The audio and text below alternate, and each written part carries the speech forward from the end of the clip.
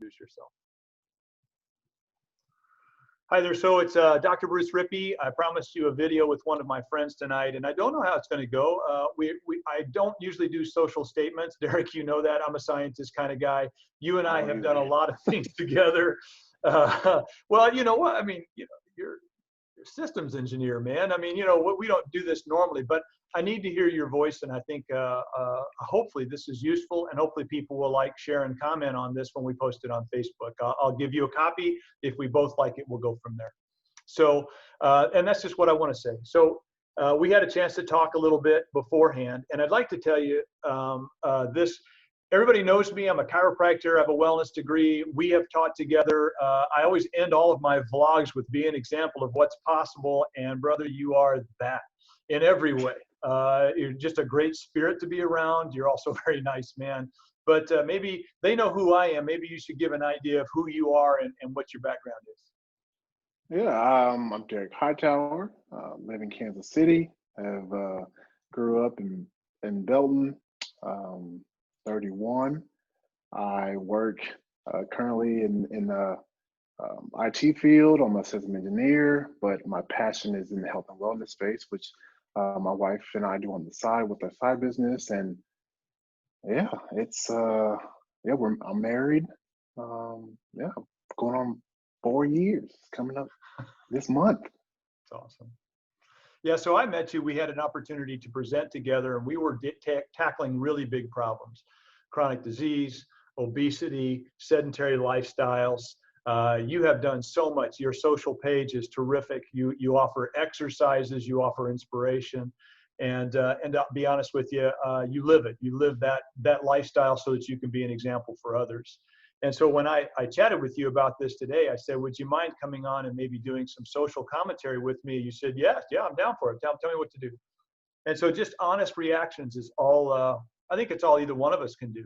We've got a lot of stuff going on in the world right now. And I'm just going to maybe ask questions and certainly ask you for marching orders. Is there something that you can give me that I can do right by everybody? And when I say everybody, I mean everybody, right? So here's my questions, right? I know you know my story about race and my father, right? Where I learned race, okay? So just very briefly, those of you that don't know this one, I grew up in the military. My dad was a major in the Army. His way of looking at race, when I was a kid, Fort Benning, 1960s, my best friend was named Marcus Goldman, and I wasn't allowed to hang around him for a few days, because even though Fort Benning was safe, there were race riots going on, and people that are my age remember some of that, okay? So that was a thing, and I think it's been a thing for way too long. First of all, it kept me away from my friend, right?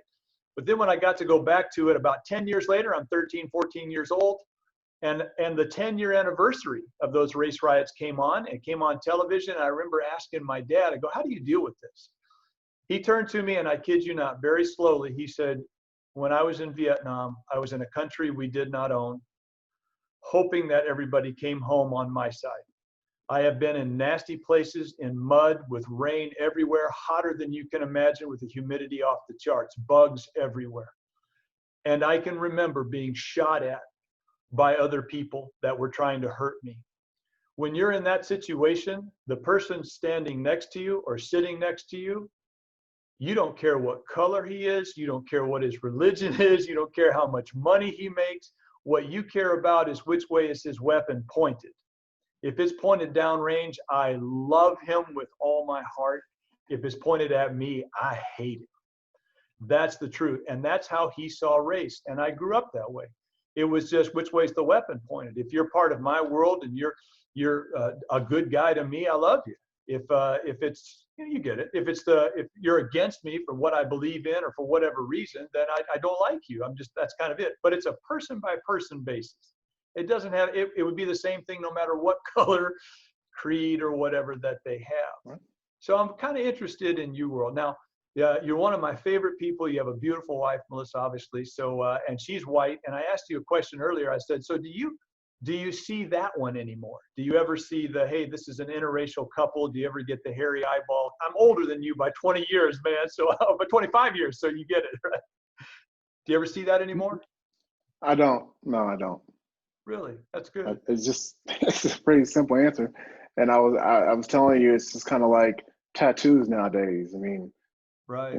before that, it's like, oh, you got tattoos? No, no, it was kind of frowned upon. Now it's just like, oh, you got a sleeve? Oh, you got a corporate job, whatever. Like, okay, that's fine. Like, it's just more accepted.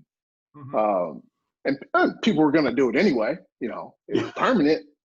So even like Yeah. relationships, interracial relationships. It's kind of like it almost gets to a point where you're like, no, I don't care what my parents say. I'm gonna do. If I love this woman and if she loves this man, they're gonna do what they do. So, um, you know, it's what it is. Yeah, and I'm glad that one's kind of moved on. I think a lot of that sexual orientation even is beginning to drift away and becoming Yeah. uninteresting. And I'm glad. I don't think that was ever our responsibility or even Mhm. our business, if I'm honest with you. So let me ask you this: where do you see prejudice in your life, if you see it? I understand you're in a high level job, you do very well. Obviously, you've got a great side business, but where do you see prejudice? And I think a lot of people can relate to this. Like if you have a corporate job or if you're in a corporate setting, you may get some one-off jabs, and you're like, it kind of catches you by surprise, and that can be some instances, and I'm sure a lot of people can relate to that. Or if you're around people you're normally not around, there can be some one-off jabs. It could be, based on your skin, personally. So it's just you're always kind of like, I don't know this crowd. Let's see how this goes. Like you're just aware of like, let's see if something happens here, or like what's going to be said. You're just aware of the situation, and yeah, and I bet a lot of people can relate to that. So does that like something that runs in your system tray at the bottom of your computer? It's always going on. How am I going to be perceived in this social situation or whatever?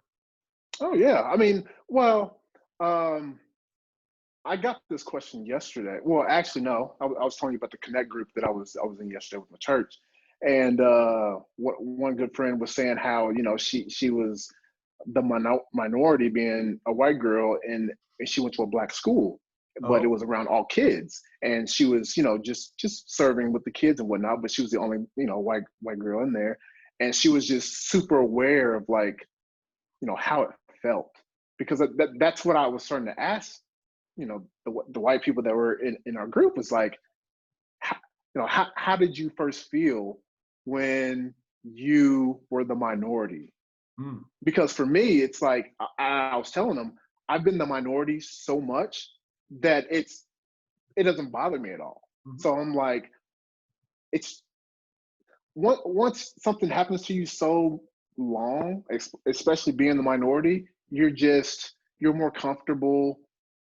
You can fit in the either crowd just because you've been there so much. Hmm. So it was like, my question to her was like, how'd you feel? And she began to just talk about like, I was just looking around like, and I asked her husband. He was like, that's a good question, because I was the only white guy in, it was kind of like in a black neighborhood, in the black grocery store, and he was just super aware of how he felt. Like he was extra stiff walking. He kind of had a little sweat going, Wow. and he may have like nodded and said hi to everybody, just like kind of weird, like not normally a way that you would typically act. Like you're maybe walking a little faster than usual, and so it was like it's just talking about how you feel when you're the minority in these spaces, and it was cool to hear, because I've been there so much, but now it's not. I'm never really nervous.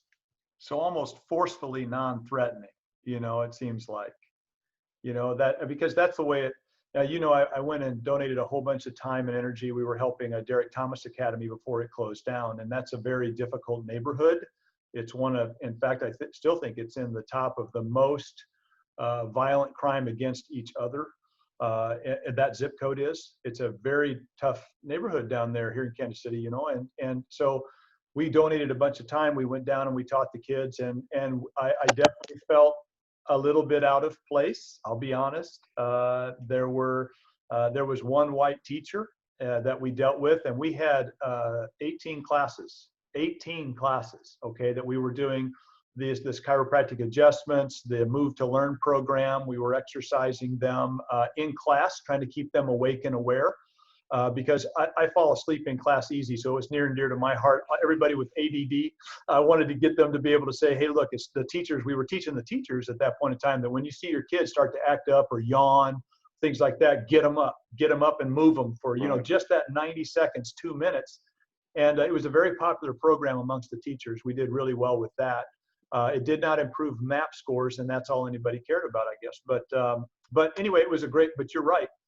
A little bit out of place, honestly, a little strange about parking the car down there, just that type You're of just thing. super aware of how you feel. Like it may be So. before the fact, it may be after the fact, but Right. you're kind of like, after you maybe get to your car, you're just kind of like, there may be a sigh of relief, or it may just be like, man, I was just feeling like XYZ. You're just super aware of how you feel.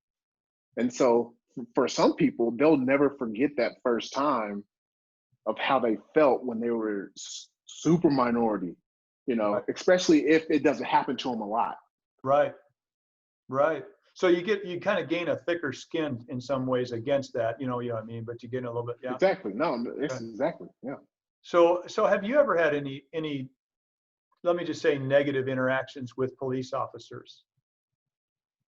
I have being stopped for no reason, or, or maybe if I'm driving in a different neighborhood that I've typically never driven in, or because you typically you may have some police officers that will patrol a certain area, and if you don't even have to be suspicious really, but if you're, it's kind of crazy. I can't even believe I'm talking about this. This is crazy. Sorry. I appreciate you But doing it, because it helps. Yeah. It helps those of us that are so far removed that we don't understand what's going on in the world right now. But it helps us to know, and I really do appreciate you for saying it. Yeah, just being stopped and questioned, like, you're a criminal, or looking at you a different type of way, or yeah. I had one of my friends that went into a bar with some friends of his get pulled out of line because he was black. And if you met him, the guy's actually in musical theater. And so they just questioned him for whatever reason. He was like, why in the world they questioned me? And of course, he realized that there was a black lady with one of the other guys there, but everybody else was white. So they pulled in. It's like, so I do understand that. And I guess I can't say I really understand. I understand prejudice as it relates to a job, but not as it relates to a skin color. You know that. I'm a chiropractor, so I all the time get. It's more insidious for me if it's prejudice. I go to a party, somebody comes up, gives me a big hug. Hey, Dr. Bruce, how are you? And then you get that next person that comes up, and I am aware now. I'm very aware because I don't know these people. Went to a neighborhood thing with my wife. And a person came up and said, oh, you're a doctor. What kind of doctor are you? And I said, I'm a chiropractor. And it was like, oh, okay. Yeah, well, see, I don't believe in chiropractors. So, and then like they couldn't walk away from me fast enough. So for me, it's that almost that I don't want to tell you, right? But I don't deal with, obviously, the stuff that you deal with. So, or, you don't deal with it. I said this to you, and maybe I'm wrong, brother. And I mean this wholeheartedly. But I don't think you would be in that situation. And don't get me wrong, you can be honest with me. I just don't think you would. You're a really nice guy. You're very intelligent and well-spoken. It seems to me that if somebody came to talk to you, you would just talk to them and they would go, oh, wait a second, we've got the wrong guy. But you were talking about you like to travel. Would you give me a little bit of how you feel when you're in a neighborhood that's not yours? Yeah. So again, like, around my circle and around my friends, of course, there's no race issues, because, like, yeah, that's just not it. But I mean, still, I have to be conscious, whether even if I'm in Kansas City, like, even here, like, you as soon as I put on a hoodie, if I was to at night put on a hoodie because it's kind of cold, whatever, and put my hood up, and maybe I have a stocking cap, and maybe I'm, somewhere in a different neighborhood, people might not really know me.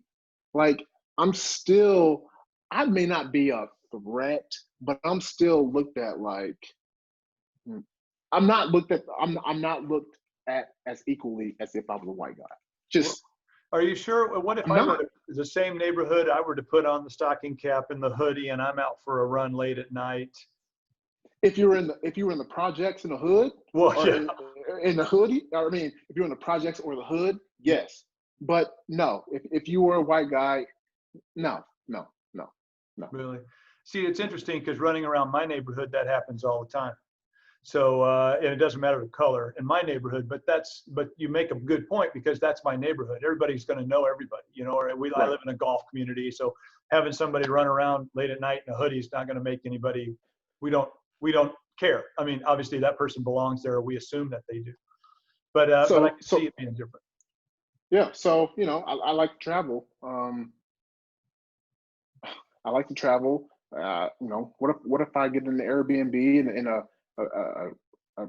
rich or nice neighborhood, whatever you want to call it, and these people don't know me, but it's late at night and I'm out and I'm running, I got a hood on, a stocking cap, and they're like, "Who's that black guy?" Like, I mean, Hmm, people, as shown, will chase you down and shoot you, whether it's in the night or daylight, true.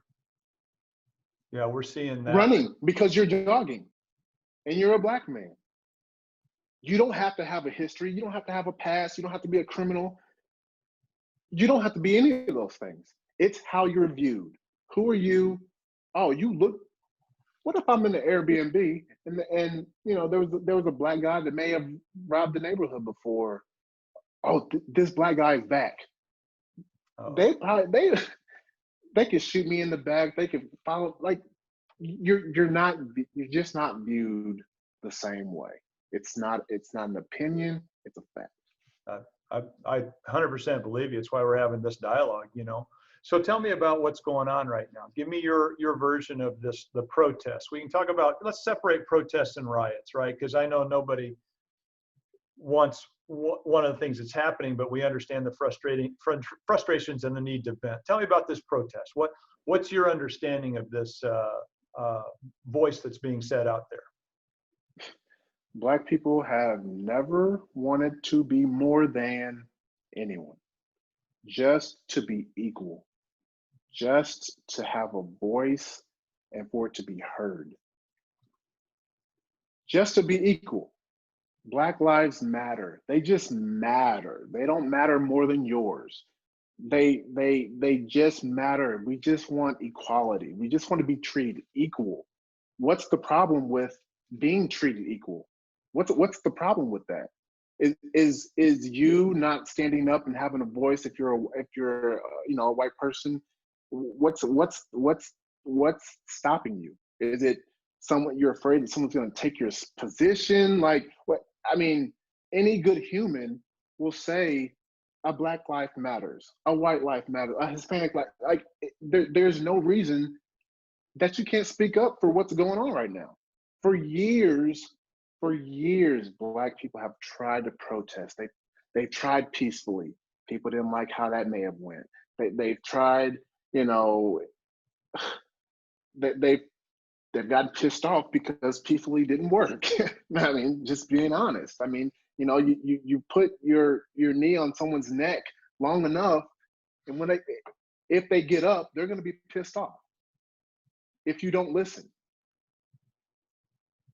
And this is not just okay. It's not just being discriminated against, but you're talking about killing. You're talking about me.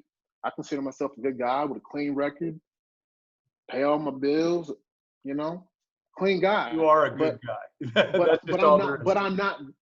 But around my friends, everything's all good. Right. In the street, I'm a black man. Yeah, I get it. So then let's ask some questions. We have a black mayor, and he's getting threats against him from black people at least as often as white people. What do you suppose that voice is about there? What's happening with Quentin Lucas now? Any ideas? With how he's being, like the threats against him. Yeah, is there something culturally that's wrong with a black man that, I mean, this guy is brilliant. Okay, he really Oh, is. I love Q. Yeah, he Yeah. just is. Mayor Emanuel Cleaver, I got to watch him do a wedding for one of my friends, and I thought he's terrific too. So but yeah, so this is a very very intelligent man. But I get to work on people that are close to that community, and I'm hearing that he's getting threats, at least as many threats, in fact more so from the black population than the white population right now. Is there something culturally that's different there? Is there I what's watched that? I watched because of course he's been having a lot of, he's kind of that middleman for us speaking, between us and the police, right? And so it's like, when you're talking about people protesting, I don't know how, but I landed on this video yesterday of this guy, black guy at the protest. All the cops were lined up, and he was on the curb, but he was, just yelling at the cops, "Don't be so quick to, use force, and you just scared. That's why you use force." Just shouting out things. And the cops, 5 cops, came and grabbed him. People were trying to hold the guy back because the guy wasn't doing anything wrong, just shouting and yelling, protesting. um, and the cops grabbed him, and the maybe his friends or randoms were trying to grab him back so he wouldn't be dragged into the street by the 5 cops. And the cops were spraying everybody with mace, and it was just like, now I see that's why people are getting pissed off. That action will turn people to riot. That when you try to be peaceful and you try to, oh, can you hear me? Yeah, I lost a piece of your microphone Okay. there. Just that last sentence. Oh, I've lost you now, brother. I can't hear you through the microphone. How about now? I can now. All right. When you try to be peaceful, whether that's, just yelling, just yelling is not a threat to police. It shouldn't be a cause for you to go and draw action. But they did. And when they did that, they started spraying people with mace just right in front of their faces. They drugged the guy, put him on the ground. Like that may be, I could see why, black folks are like, Quentin, like, Mayor, like, you're supposed to be that voice between us. You said that, this was going to be peaceful. It has been more peaceful than it started. And so, when you hear these updates and that the protests are going more peaceful and everybody's kind of calmed down, and then such situations like this happen, that is why people had this like rage. Like, what if I can't shout, if I can't yell to my voice to finally be heard? Like, some people at these protests are not just willing to just sit there with a sign up and not speak. They want to shout, and by them shouting, that should not mean that officers will pull you out, spray everybody with mace, and arrest you. It shouldn't be that way. That and do I condone, do I support the looting and the rioting? No. But do I understand, if that was me or if that was my friend, would I be extremely pissed off? Yes. Yes. I understand it. I do. And so what I'm hearing on my side, and maybe it's just a different culture, so I get to hear one side, and that's why I wanted to express this to you, was that most people are actually very peacefully protesting. It was 46. This is what I've heard, and you'll have to help me if I'm wrong. But I heard that it was 46 metropolitan areas that rioted all at once, and that they feel like there's an underlying current of the actual damage that's being done. It's not the protest itself. That is something that even in my side of it as a white male, I'm seeing that, well, of course you would protest this. This is ridiculous. Those people need to be punished, right? And I'm not so sure that there doesn't need to be something changed throughout the whole industry. I don't know what to do, which is why we're having this conversation. But I also wonder, they're saying things like, well, there's an Antifa group that jumps in and causes problems here. And that has been proven so far to be factual in at least some areas, which now changes the voice from protest and the voice you should be able to yell. There are certain things I don't think you should be able to yell, though. And I'm not saying that he was in the wrong. I didn't see the video, so it's not up to me. But I would think there's certain things you should be. I have heard in the background people yelling and using racial epithets that are Black against our mayor, who I consider to be quite brilliant.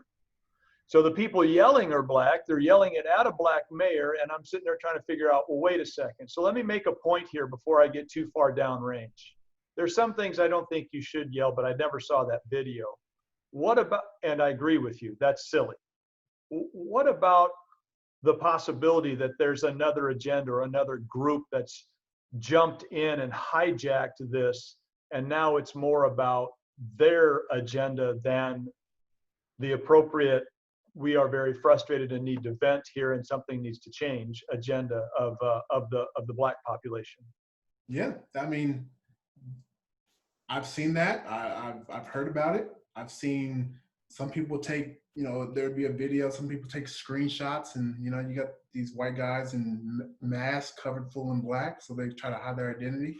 But yeah, I mean, that's what it's, the worst thing for white supremacy is to see white millennials and Gen Z young kids shouting Black Lives Matter and just shouting their voice to stand up for these Black people. Why?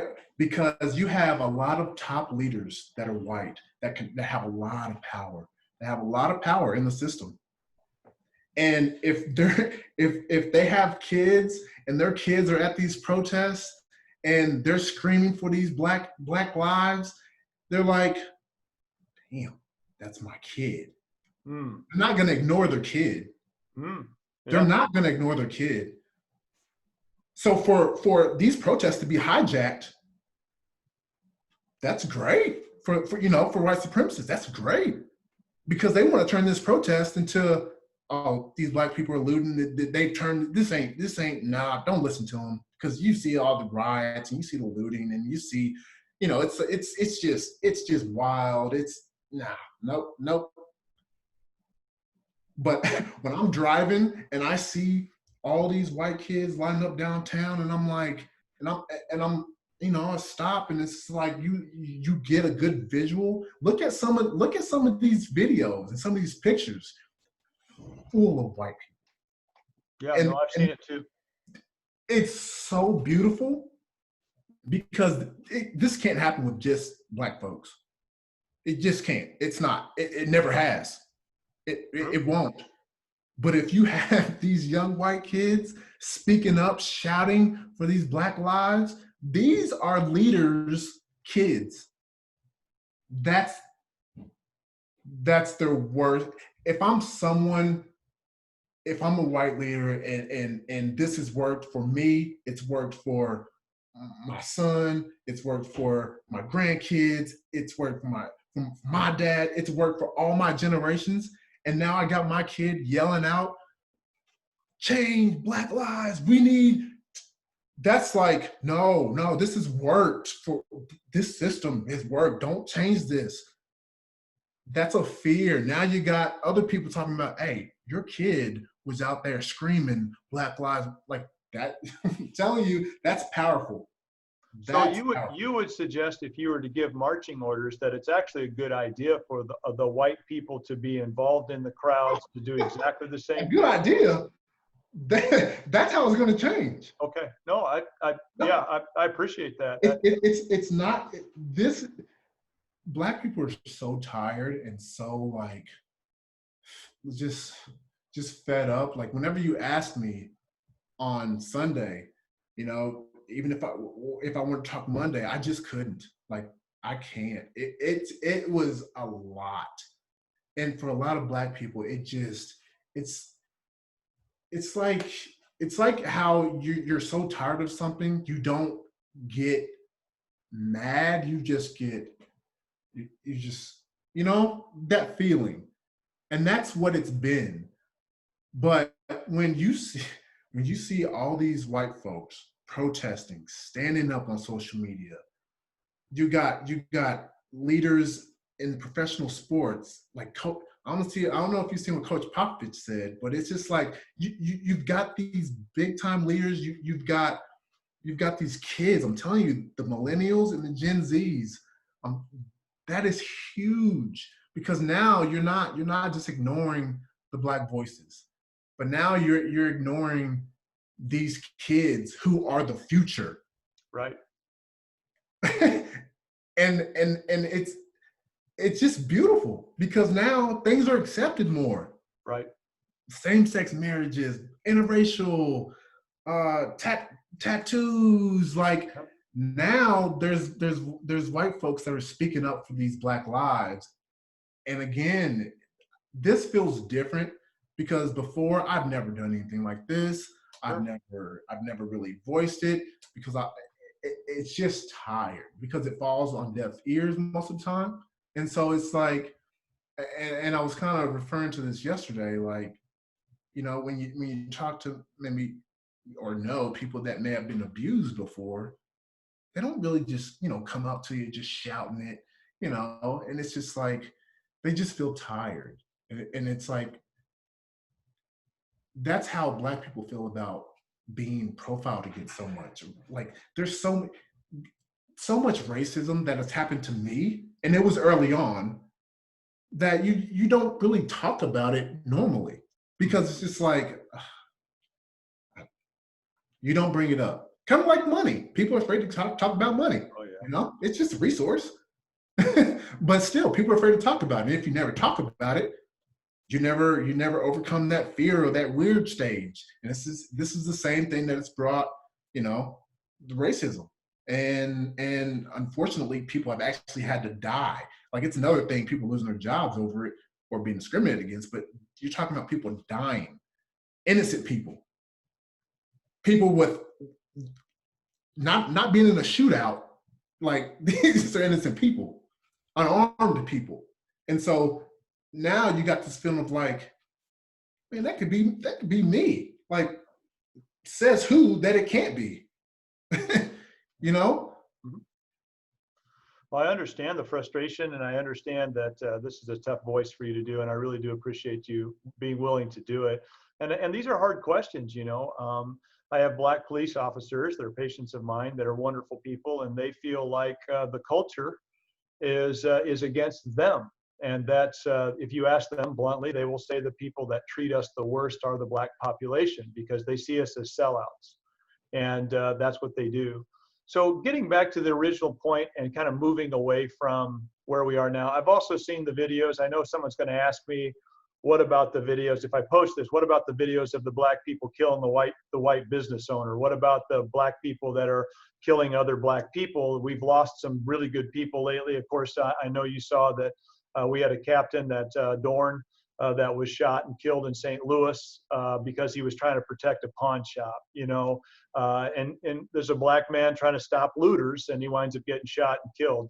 38 years he'd been on the police force, right? So there's all of that stuff. So you hear it from both sides. Yes, I want to just point out there, yes, we know that there are bad things being perpetrated by both sides.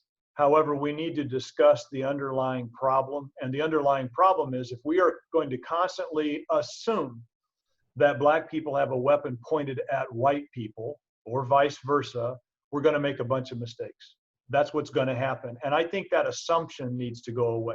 I think it needs to be case by case, person by person. I had somebody tell me today, one of my police officers, white guy, Gladstone police officer, I was working out with him. He's a really good guy. He said those people need to be punished to the extent of the law. That's ridiculous. I hope they get thrown away forever, because nobody here does that. That's absolutely against everything I believe in. And he was telling the truth, that he's just one of those guys. he also was very blunt in stating that he goes to every time he goes anywhere, he basically goes to everyone like, this is the first one of these I've ever gone to. I'm not going to pretend that that because it's in the hood or whatever that you would call that, that it's going to be any different than anywhere else. He said, however, there are situations where you're just more careful because it feels like if I do this wrong, it it might actually go horribly for me. You know, someone could sneak up on me and take my life as well. So I just want to post it out there. We understand, we've all seen the videos of bad things being perpetrated all over.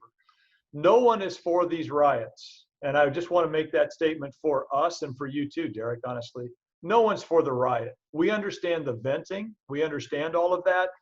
But now the riot might take the voice away from where it needs to be. And that is, we have something underlying.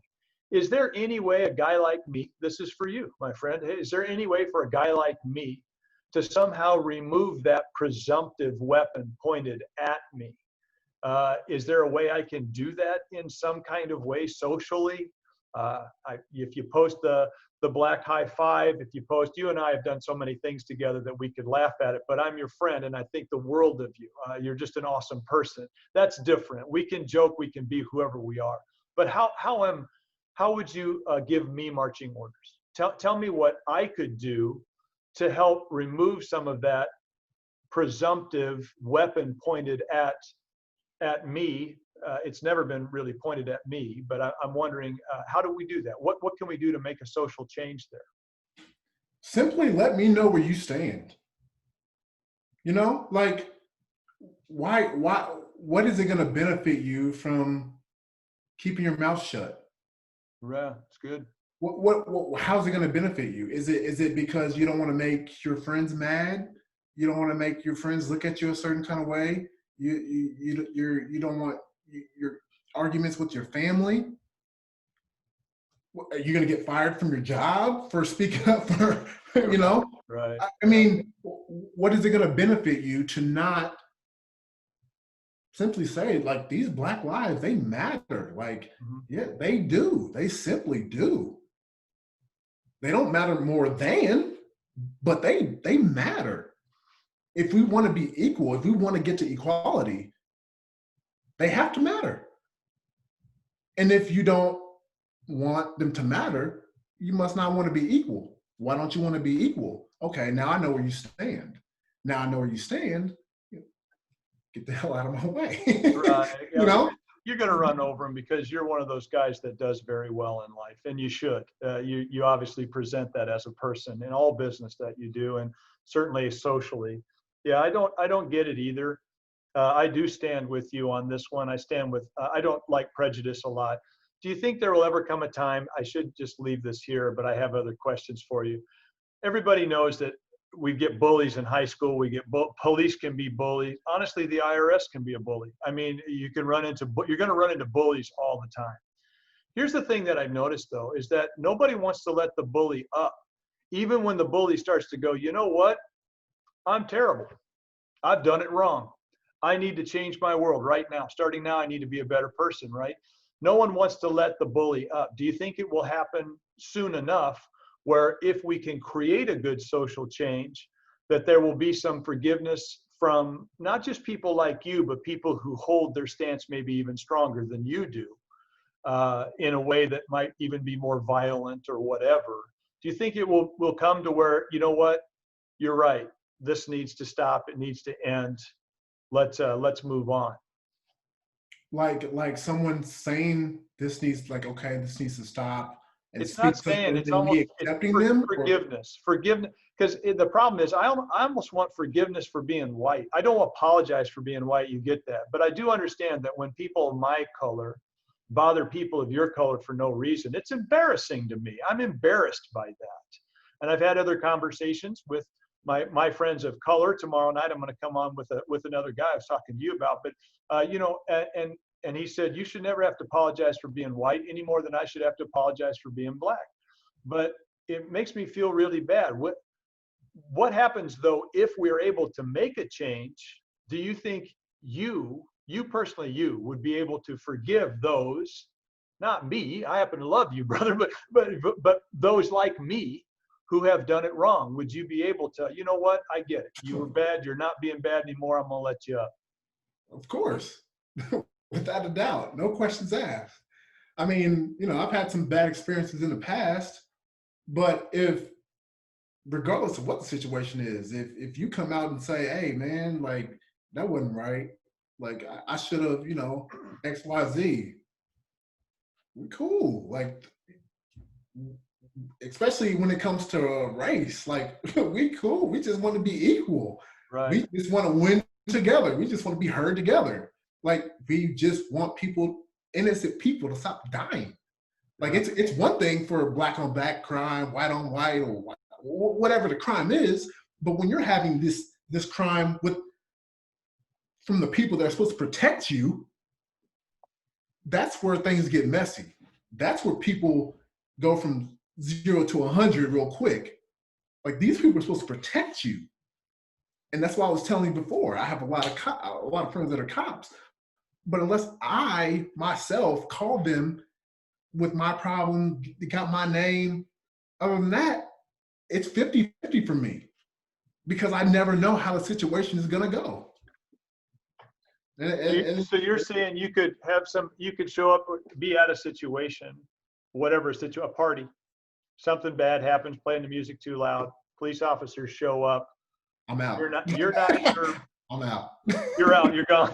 I'm out. I'm hiding. I'm out. Yeah. College. Yeah, I understand that. I actually had that happen. So when I was in Austin, Texas, in college, Father Pascal Ruiza, priest, wonderful man. He was, I don't know, one of my favorite people. He kept a softball from me playing soccer. I had to get it with him from his feet. He kept a softball from me for 3 minutes. That's how good he was with his feet. The man could play. He was a great athlete. Loved him as a person, about a little bit older than I was. He was shot and killed in Uganda. He was from Uganda. And he was shot and killed in Uganda for being a priest, not for being black, but for being a priest. Most interesting thing I saw him do, and I spent a lot of time around him.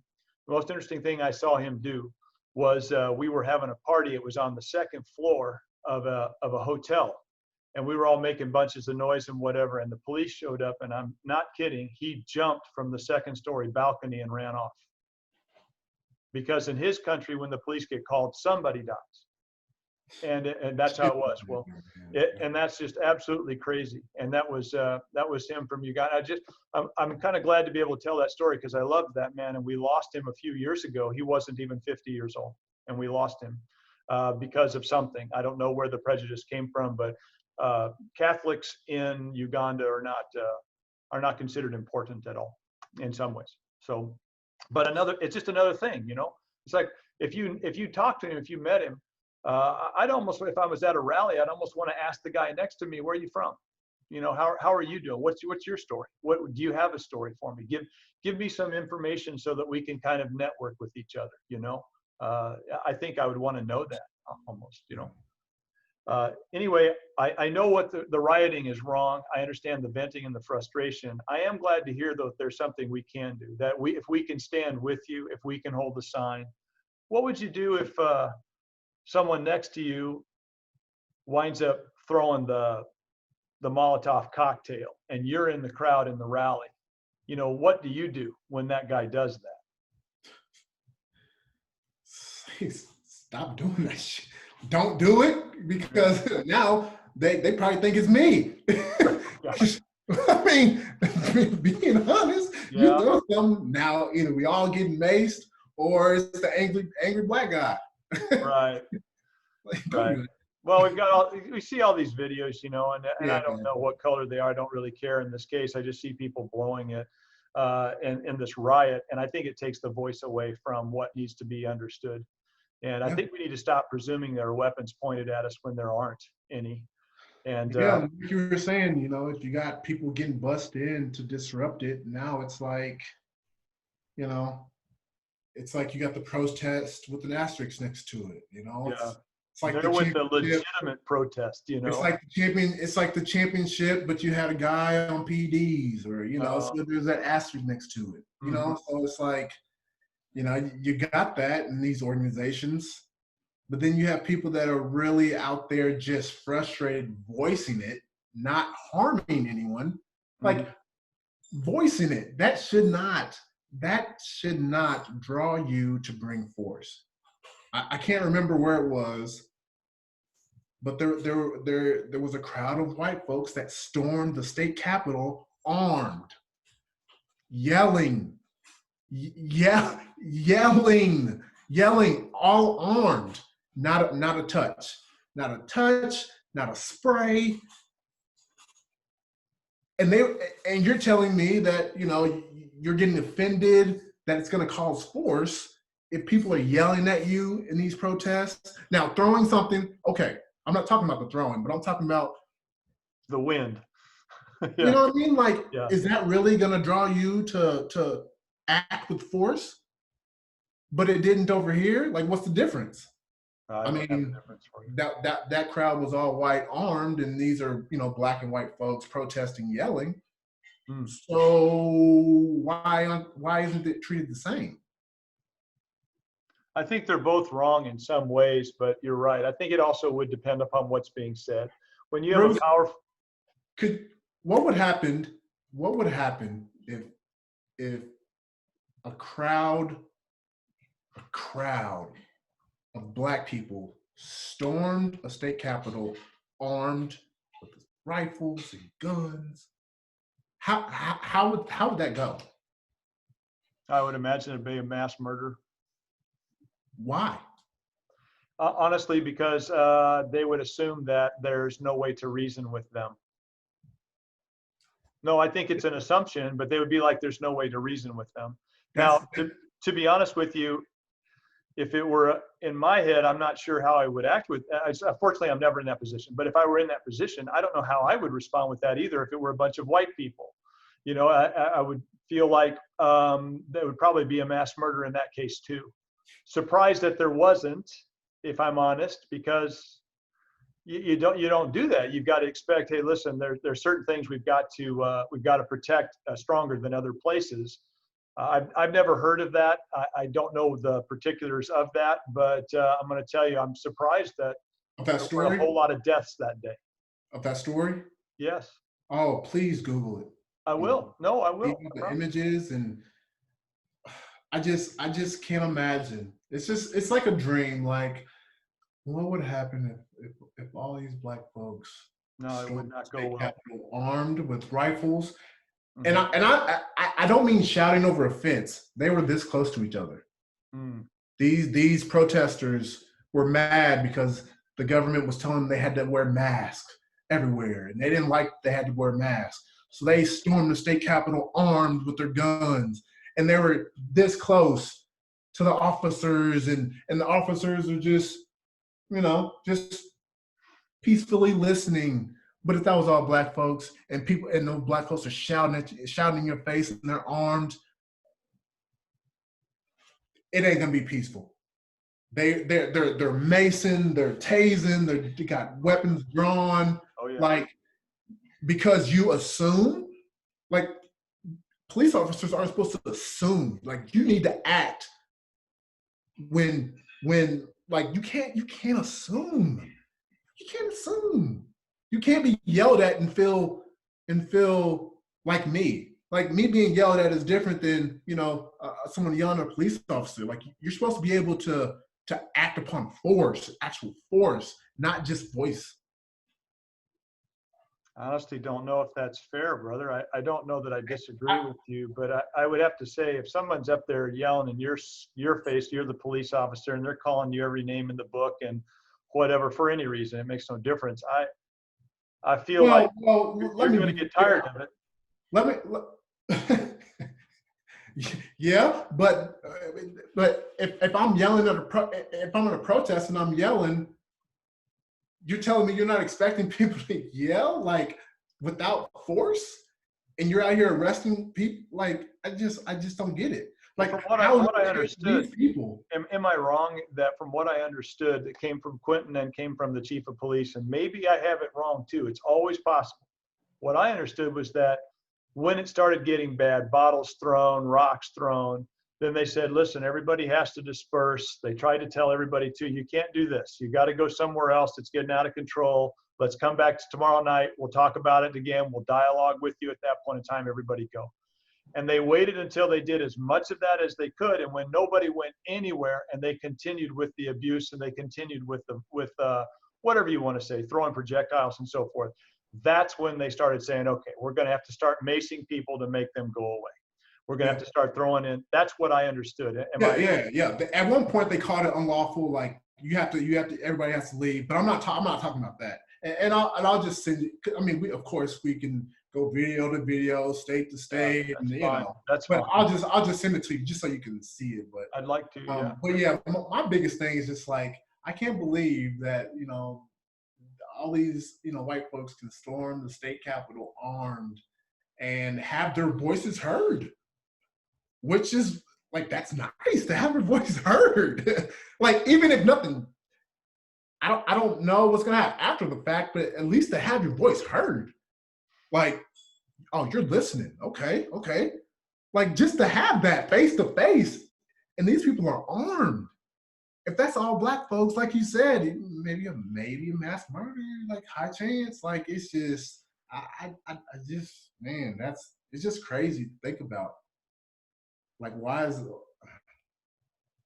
I don't know. Like if I had 9 lives, I would get a bunch of people together just to go see see what would happen. Don't play that experiment. That's a bad social experiment. Yeah, I know the stats. I mean, I love you for looking at the science of it, but don't do that one. That one. I get it, and I appreciate you, and I appreciate you being willing to take the time to talk openly about this. So hopefully this helps someone, and I hope that they like and they share and they comment and they have a real understanding that this is stuff that we're dealing with on a level where it's two intelligent people actually having a conversation. Because that's what I would want to do. I think if I go to a rally, my pastor's there tonight. If I go to a rally, I would want to talk to that person, and I'd want to talk to that person. What I would like to get to know you. Who are you? Where have you been? What have you felt? I get that you identify in some way with somebody who was harmed, but you didn't know him. Why are you here? Tell me why you're here. And I'd want to hear the why. Give me, and you have, and I appreciate that, but I want to hear their why. Oh, well, I had a problem. I lost a son to cop on black people violence.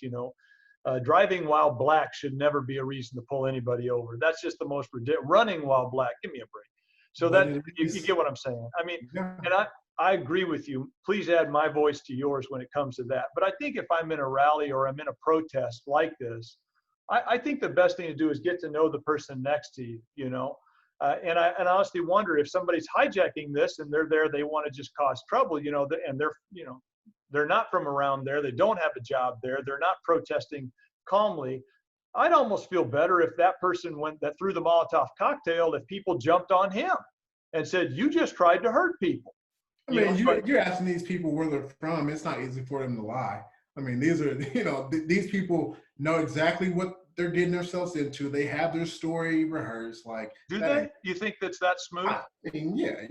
I mean, if this is an agency, like these people have their story, and they're gonna stick to it. If I was with an agency, I would have my story and stick to it. Yes, it's kind of like an undercover cop or someone undercover. Like you have your story, and I mean, I don't know. So what about that? If you saw somebody doing something wrong, you see something, you say something, or you stop that person, you hold that person back, is that just a ridiculous? I know full well what it would happen, and I tell you, I wouldn't do it. I see somebody throw a Molotov cocktail at a cop car, and I know exactly who it was.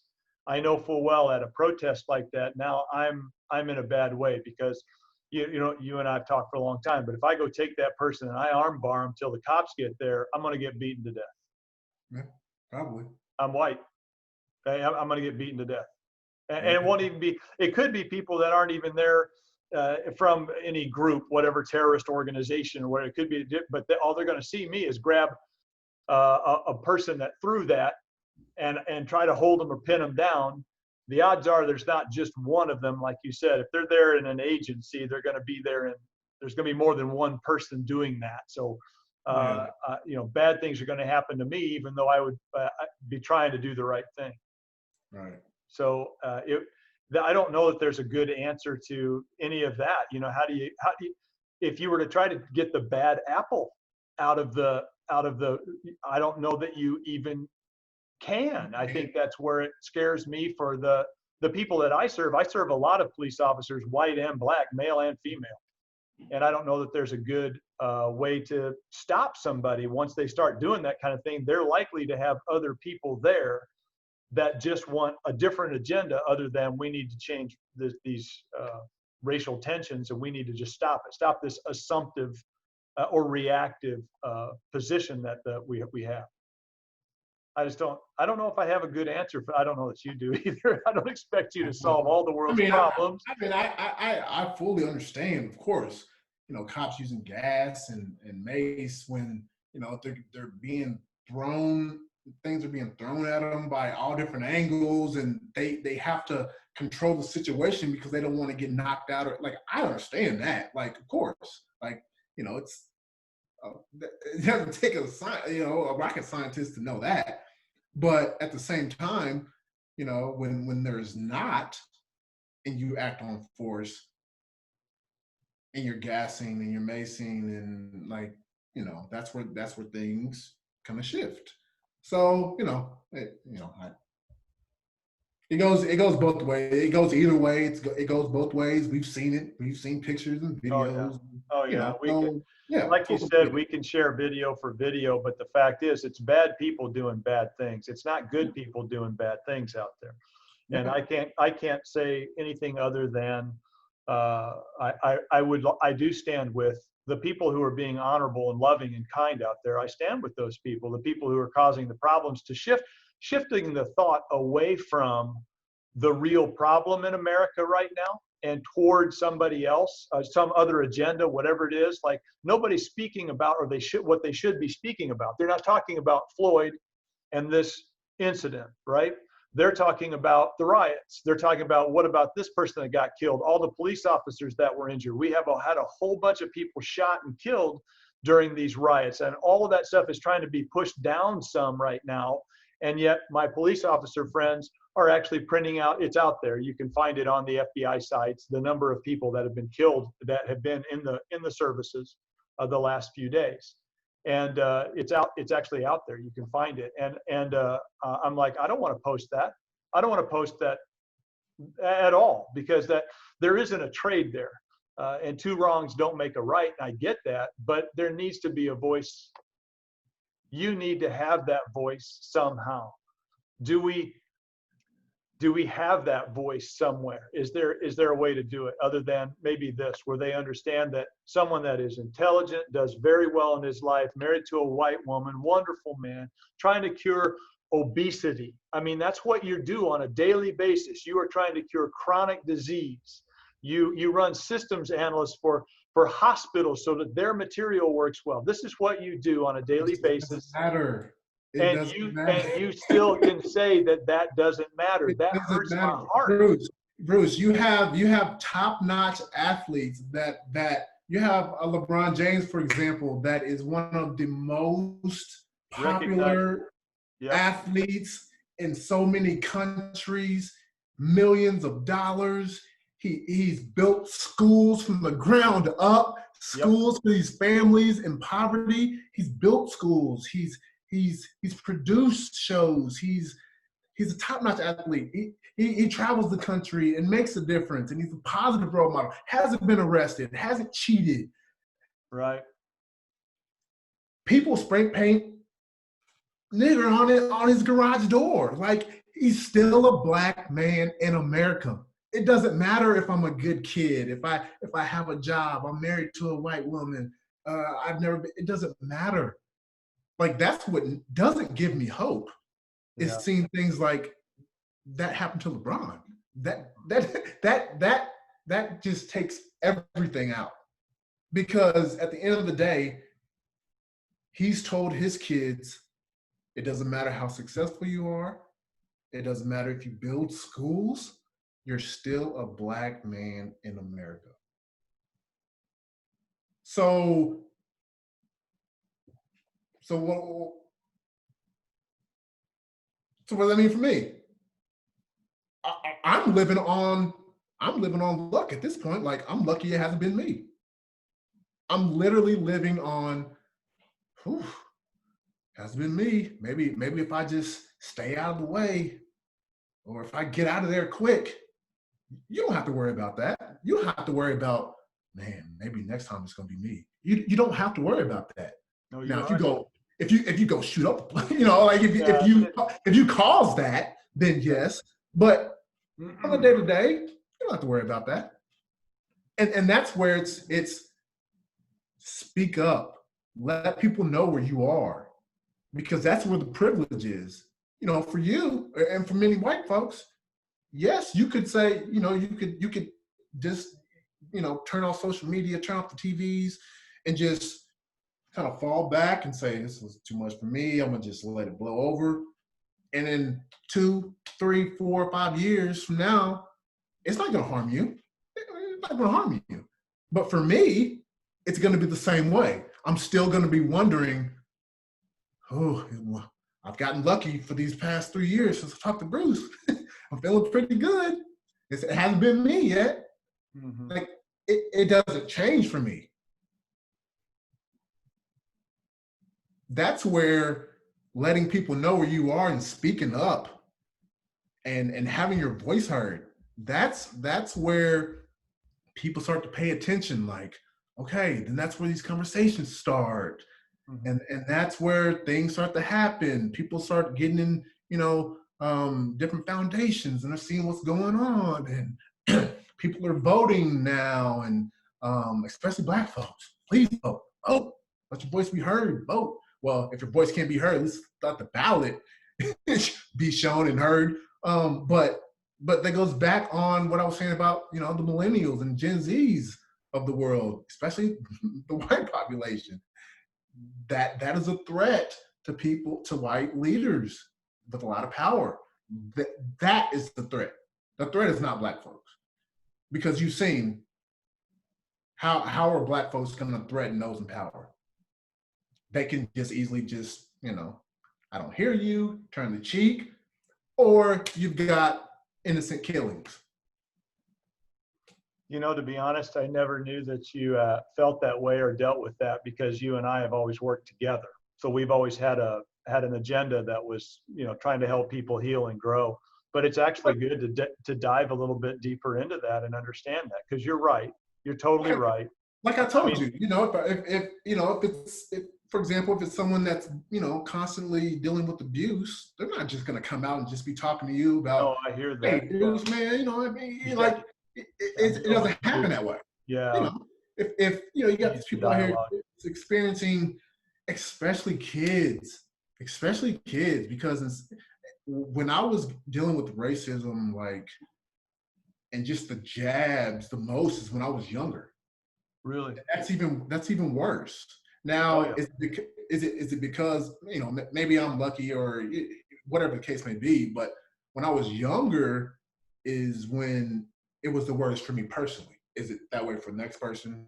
No, probably not. But for me, it was being young, so you talk about, like, for example, like 7th and 8th grade, you've got these kids that are just shouting out at the mouth. And if you're, a Black kid, just like bullying.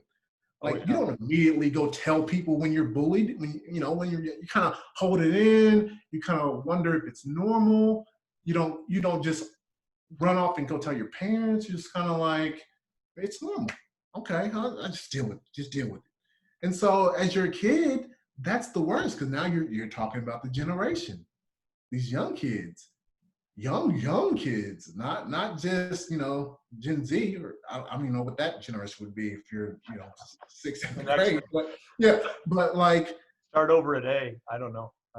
Like that's where it gets really, really bad, because for me, and I was telling a Connect group this yesterday, like, I experienced it the most when I was younger, and when I was a senior in high school. Like, when you get to a senior in high school, like, no, you're not having it. You're definitely not having it when you're a senior in high school. Like, when you're in college, it's definitely not happening. You're gonna deal with it one way or the other. Like, you know, you kind of know by then, like, no, this ain't normal. This is not the way it's supposed to be. And again, that goes back to these parents having that conversation with their kids, letting them know it ain't supposed to be this way. Speaking to the kids about it, about equality, and just like, if this ever happens to you, no, this is not it. You're not supposed to treat anybody this kind of way, and you're not supposed to receive it that kind of way. So that just goes back to having the conversations and speaking up. Like, let me know where you stand. So when I know, okay, we're on the same team. We can talk. We can make some things happen. But if I know you're not on the same team, you're not oblivious. Like, you just maybe don't care, or maybe Really you do. just. Well, I don't know that, and I agree with you 100% up to that point. I think honestly that people in my position, of course, I'm the one that asked you to come talk with me, so of course you know how I stand. But I do have to tell you though that is it that we're oblivious? I don't think it's that we're oblivious or that we don't care. In all honesty, just culturally from my side, we don't have an action step. I can't be any less racist than I already am. It's simply just not in my genes. I don't do it. I wasn't raised that way. So that's my goal. What do I do? You know, or my voice just went away. But I can't be any less racist. Can I be outspoken against it? Yes. And I feel like that's what we hopefully have had a chance to talk about today, because it's amazing that someone in my world, and I'm actually amazed. It's amazing that someone like you, who has never been but a smile, never been anything but someone trying to help others heal and grow, feels like that doesn't matter. Something bad could happen at any moment. To me, I find that to be shocking almost. I hate to say that, but I almost find that to be shocking. It's like, you know what? Come on. If I'm a cop and I pull you over, I'm like, oh, that's Derrick. Yeah, how you do? Not even if I didn't know you. Yeah. But even if I didn't know you, would be like, you wouldn't be busted out of the car. Why are you pulling me over? Because you're a good person. You would be a good cop. Maybe, I hope so. I really do. That's because you're a good person. You would be a good cop. But there's bad people out there in every service industry, though. There's bad chiropractors out there too, brother. I hate to tell you. But when you serve on this type of level, yeah, it's magnified. Is it? It's magnified. If you're the president, things you do, it's magnified. People like it's in the open. People see it when you're a cop. The people expect you to serve and nothing less. They don't expect you to kill unarmed black men. They don't expect you to stop me for no reason because I'm black. No. So yes, you're viewed on the top on the top level. You're supposed to serve me. I pay my taxes. You're supposed to serve me. Right. Not be out here questioning me like I'm some criminal without even knowing, just on assumption because I'm black. That's not the way it's supposed to work. Now, okay, there are good cops, many good cops. I got cops that are friends, yeah. Many good cops. But in the latest situation, you got 4 cops total, 1's on the neck, 3 aren't doing anything. You can hear the man saying that he can't breathe. You can see the cop, your partner, with his knee on his neck. Now you're complicit. I agree. Maybe you're a good cop, but you're not now because now you're accessory. You're complicit. If I'm a good person, if I'm a good cop, and I don't call out or stop the bad cop, I'm a bad cop. I'm not doing what I'm supposed to do. No, I can't agree with you more. I mean, and in that situation, I don't want to give anybody a way up out of this because I don't want to give them a hand up and whatever it is. I don't know what they've done up to that point, but at that point, what you've done is horrible and it deserves the punishment that you get. Hopefully you get the punishment that you need. In some ways, I think that's what needs to happen. And I don't have great answers. I wish I did, but let me just go ahead and say, we've been here for an hour and a half. I could talk to you all night. I know we're going to bore people. I'll probably chop it up into a couple of different sections, if that's okay. I'll send you the whole thing raw. If we decide to put it out there raw, we do, and we can answer some of the questions. I'm going to ask you, if you put it out on your feed, let me know when you do it, so I'll write something on it so that I can answer my side of that as it goes, if I have anything reasonable to say. And then I'm going to tag you in it as well, because I would love for you to help people understand that even though you are a very good man, your job is to help people heal and grow. Every part of you that you've ever shown me has been a joy to be around. And yet you would have this thought in your head that it could be me next time. I can't even wrap my head around that. And all I can say is that, I'm sorry you ever have to feel that way. I don't know everybody out there. I don't know every black person or white person, but I've had just as many white people yell at me as black people, I guess, in my life. So for me, it's 50-50. It all depends upon whether or not they want to pay their bill, I guess. But in all honesty, no one has shot at me because I'm white, and I've been treated very well by my black friends. So flabbergasted is probably the easiest term that comes up, that you would ever feel that way. And there's no way for me to apologize for other people. I can't do it. Yeah, I would say, maybe let the whole thing ride. If people view the whole thing, they view the whole thing. Maybe. But to kind of sum it up, man, I'm so, I just feel blessed because I feel different. I feel this is different this time around. Like, of course, this is not new, but these conversations weren't happening. And not just us, but just around the world. Like, Yeah. It just feels different. But conversations are happening. I will not go away from this, man. I'm seeing white millennials and Gen Z, the young generation, at these protests, like with signs and shouting loud or louder than black folks. And it's just like, that's so beautiful, because I'm telling you, I'm thinking about like these leaders in the system that we're trying to change. Like, they have kids, and these kids, they're not just ignoring this next generation and their kids. Like, and that's so powerful. When you got this, you got this, and that is so powerful. And I just feel blessed that that's happening. Like, God is going to shine his light and do his work. And I think he's doing it now. And I'm seeing it with these, like I'm saying, the kids, and just, it's a beautiful thing when I see it, especially like, I just like, it's like, it's so beautiful. Because now it's not just one voice, it's not just one race. You got, it's beautiful. Just speak up. Let people know where you are. You got friends. Like, I'm not just talking about you, but people watching. Like, you got friends. You probably got some black friends. Like, for example, I see you. I know you post every day. Now all of a sudden you ain't posting. Like, where you at? Right. You ain't oblivious to what's going on. You see what's going on. You see the Black Lives Matter. You see it. Where you at? Like, where do you? Let me know where you stand. Like, people see you. So it's kind of funny. Now it's like the people that are silent are being looked at the most. Because it's like, you see all these people shouting and yelling about about equality and what they want to stand for, but you're not saying nothing. Like, you just turned off your social media. But last week you were constantly posting every day, and you on camera now. Oh, okay. Just let people know where you are. That's the first step. Let people know where you are.